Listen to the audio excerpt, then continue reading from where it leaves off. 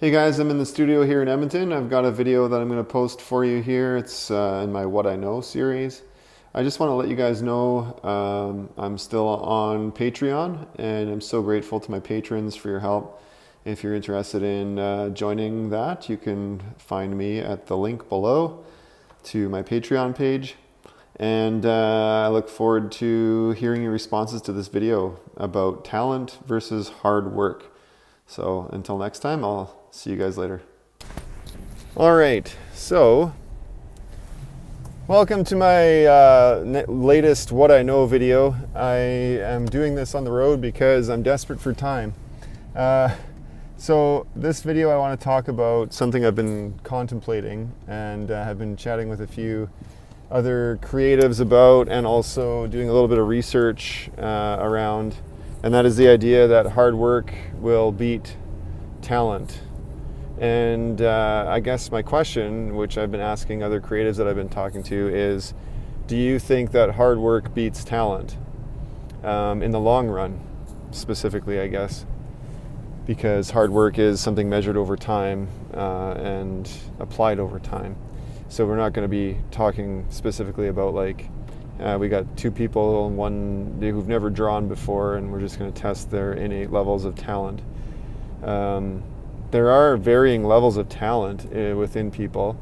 We all know that people have sort of a measure or a modicum of talent, something that's sort of natural to their way that they are. And sort of in relation to artistic talent, we could look at a person's capacity to draw something from life or from reference without having previous training, and give them a simple sort of tool set, such as paper and pencil, and then have them attempt to render a representation of what they're looking at. That would be a possible means of measuring effective talent. And then, I mean, when you're talking about artwork, we're getting into subjective things, right? So you get, somebody can do a drawing, but then how is that measured? The success of that is measured, I guess, depending on a person's perception of their piece. You'd probably have to have a panel of experts, quote unquote, to measure that, the success of each person's individual attempt at drawing. Anyhow, that's sort of like a measure of talent. But we're going to talk about talent versus hard work over time. Now, it's my opinion that hard work will win every time, that every single time you put two people into a situation where they're trying to grow in their craft and their capacity, over time, hard work is going to beat out talent. Now, if somebody is at a higher level naturally on that talent spectrum at the start of things, they are going to, and they work as hard as somebody who's not as high on that talent scale, they're going to always outperform the person who has only hard work in their quiver. But it's been my experience, more often than not, people who are of a talent level, a certain level of talent, can often sort of fall off in terms of work, or not even apply themselves in the same way as someone who needs to work hard to achieve what they're trying to achieve. This is very fascinating to me, and I have a few theories about this. I've been thinking about that aspect of how sometimes people with talent will pull back from applying themselves in a hard work sense of things. I know some people who have demonstrated that to me in their own life, where they have all the talent in the world, but they don't apply themselves, or they apply themselves to a certain point and then they sort of quit, or they fizzle out, or they just find something else to entertain themselves or to pursue. I have a couple thoughts around that. One is perhaps people who have a high level of innate talent don't feel challenged by the task that is presented before them. So people who have a high level of creative talent for illustration or painting or whatever, if they have that high level of talent, they maybe find success too easily when they're younger. And then they sort of miss out on that risk versus reward endorphin boost that we get when we work hard at something and then find success at it, and then get praise for it and receive whatever rewards from that we might receive, whether it's just somebody saying, hey, you did a great job, or wow, that's amazing, or you make money, or whatever. But I wonder if people who are extremely talented sort of miss out on that experience and therefore sort of pull back from exploring that skill set further. That's something I've been thinking about. The other part of that is I think when you need to work hard at something, you sort of appreciate it more. You appreciate the value of what successes you achieve more. And so maybe there's just an inherent value that we place on our skills or on what we have the freedom to explore and to do when it doesn't come as naturally to us, when it's something that's really, really hard. So I kind of have been thinking about that, and I'm curious what you guys think about that, if there's any thoughts that you have around that. I've done a little bit of reading. I was reading a study done I was reading an article on the Harvard website about studies that were done around willpower. And willpower to me kind of relates to this idea of hard work. So you probably know, and I forget the gentleman's name right now because I'm driving and I don't have my notes right in front of me. I'll put notes in the explainer thing in the bottom of the video. But they did a bunch of studies back, and I believe it was in 2009. My dates might be off too. But in what I was reading, they were talking about the idea that willpower is a finite resource, that it's something that we slowly burn out of or run out of when we use it up. So if you are working on trying to avoid eating something that you shouldn't be eating, and then you're trying to do something that requires a lot of effort and energy, you're likely to give up on the task that requires effort and energy because you're expending energy trying not to eat the thing that you want to eat. For example, the studies that they did, they had a controlled environment where they put people into a room, and they had in one room, there were 2 trays of food in each room. On the trays were cookies, and I think it was like some kind of raw vegetables, beets or something like that. And the people in the one room were allowed to eat a cookie, and the people in the other room were not allowed to eat a cookie. And they gave them each the same sort of puzzle to work on.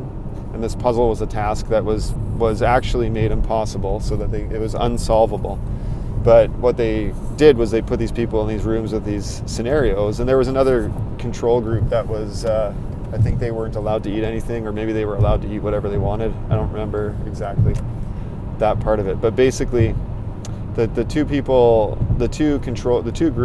out of the two groups, the people who could eat a cookie attempted the task for, I think it was like 15 minutes or something like that, and the people who couldn't eat the cookie only attempted it for like around half the time. So they hypothesized, or they theorized, I guess, through these experiments, that people who have to do a challenging task, their willpower gets whittled away, and they eventually give up sooner than someone whose willpower is not whittled away. So the cookie people weren't using as much willpower in order to not eat the cookie. So this has been kind of an accepted theory for a while now, that willpower is something that you will run out of, and eventually you're just not able to continue on doing the task that you're trying to do.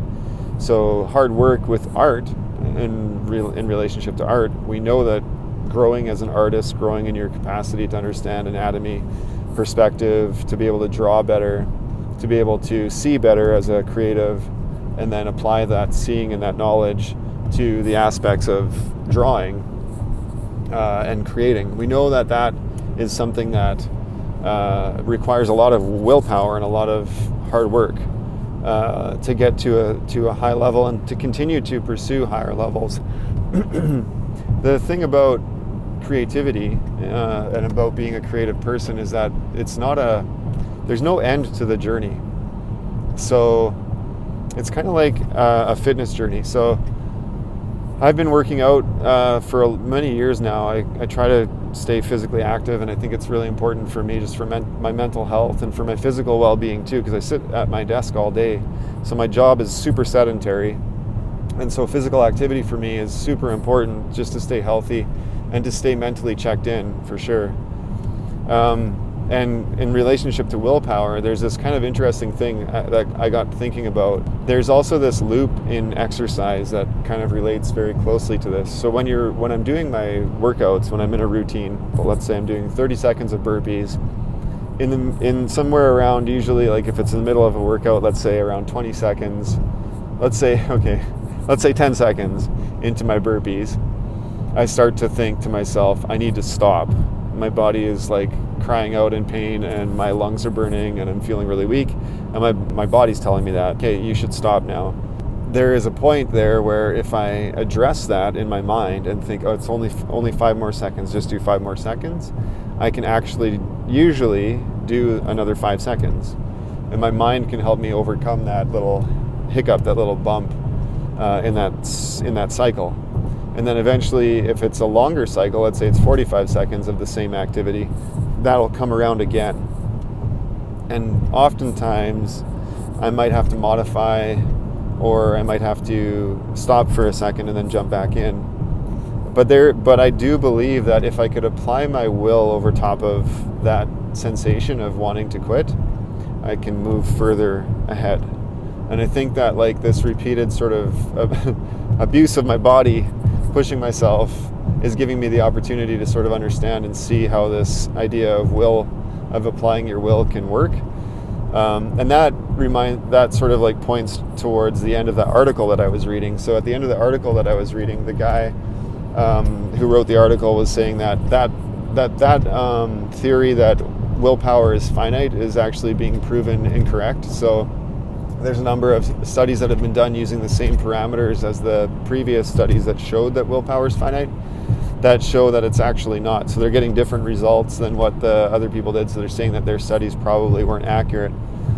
And they're saying that instead of thinking of willpower as a finite resource, you need to think of it in terms of similar terms to emotion. So what they said is like, we don't run out of joy and we don't like run out of happy feelings. It's sort of a choice.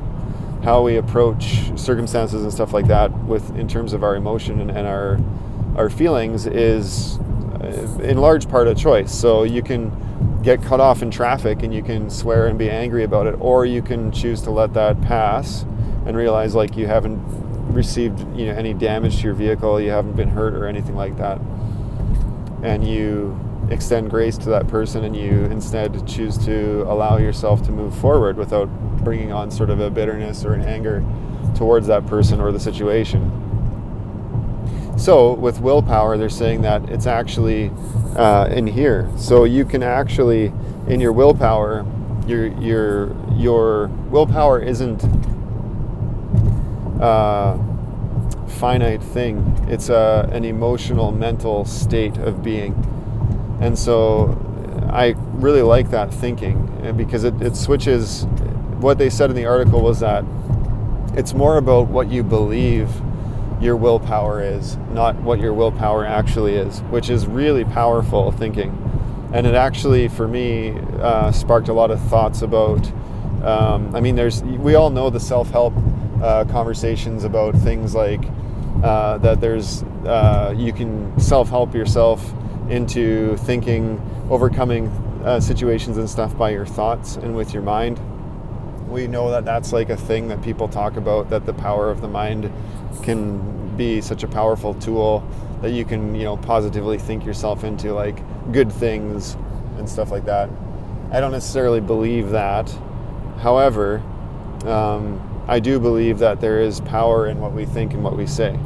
I would apply it more in a spiritual sense, and I know like in scripture it talks often about how our words have the power of life or death, how our mindset can really impact our reality, our belief really impacts our reality, faith and understanding of things that we don't yet see, hoping for what we do not yet see is faith.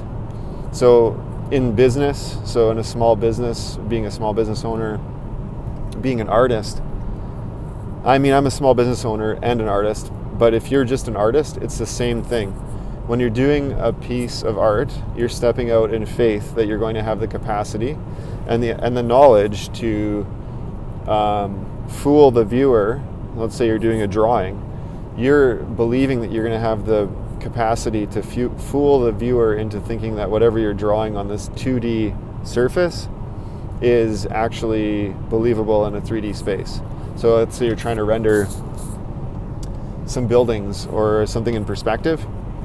You're applying your knowledge and your skills to try and create this thing that someone will look at and believe can be a dimensional thing on a 2D surface. So there's like this application of those two ideas. And the idea that we can believe to do better is really fascinating.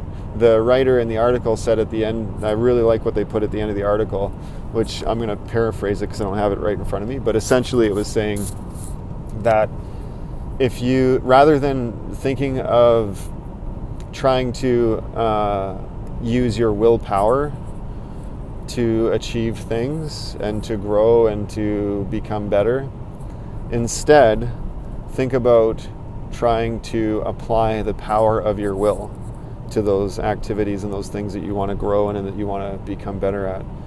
And that is like directly related to the idea of hard work. To achieve a goal as an artist or as a creative person or as a business owner, we have to apply the power of our will to those situations, to persevere, to overcome, our limitations, to push past what we think our limits are and to actually discover higher limitations for ourselves. The truth is, we're never going to reach the top of our capacity, ever. The journey of an artist is never has a destination. There's no ending. We might have stops along the way, but we're all going to die never reaching our full potential. And it's kind of a crazy thing. But if we can embrace that, and if we can understand that there is really no end to my journey, then I can move forward step after step and grow. It got me thinking yesterday because I was talking to my kids this weekend about hard work. What I always say to my kids when they're in school right now, they're 14 and 11 and they're working through school stuff. And they're both at different stages in life, but there are aspects in their own lives where they're hitting sort of these walls of capacity. And they get upset when they don't do well. They're both kind of like achievers in a way. They really want to do their best. And what I say to them, and I believe this is a really important thing to grasp, is that I tell them that I don't really care what their marks are. I don't really care what the perceived value of what they do is beyond them giving 100% of their effort. So I think that that's like important. We can work hard and give 100% of our effort, and that is going to produce fruit in the end. It's going to produce growth and change, and it's going to help us to develop the skills that we want to develop and become better artists or better people or whatever it is you're trying to achieve. You're going to trying to become more fit, whatever. All of those aspects of life require hard work and discipline and exerting the power of your will to achieve those things. So it's just been interesting to me, kind of like starting to think through this stuff and doing a little bit of research and seeing how it's like these conversations are happening in my own life. And this morning I was doing the workout that I was doing, and right now I'm going through the Insanity Max 30 program through Beachbody, and the trainer his name is Sean T. And man, it's hardcore, it's crazy.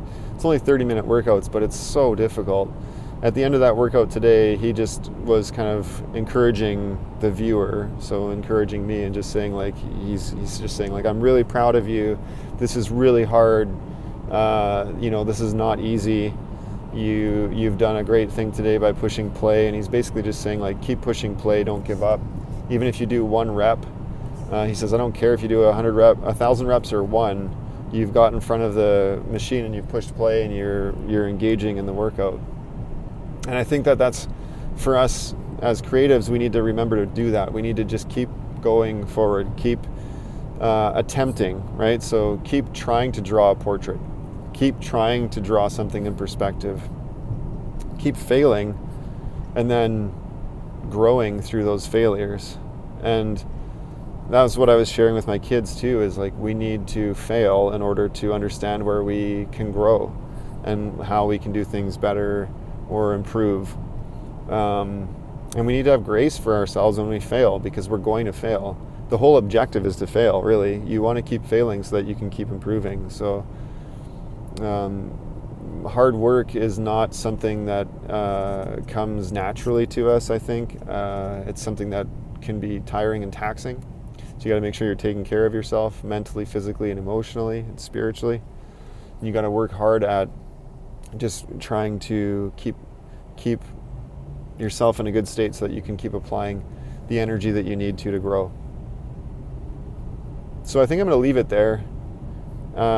It's just been an interesting thought process for me. I'm really curious what you guys all think about this as creatives, as artists. Is there anything that you can think of in relationship to hard work and growth that you would like to share?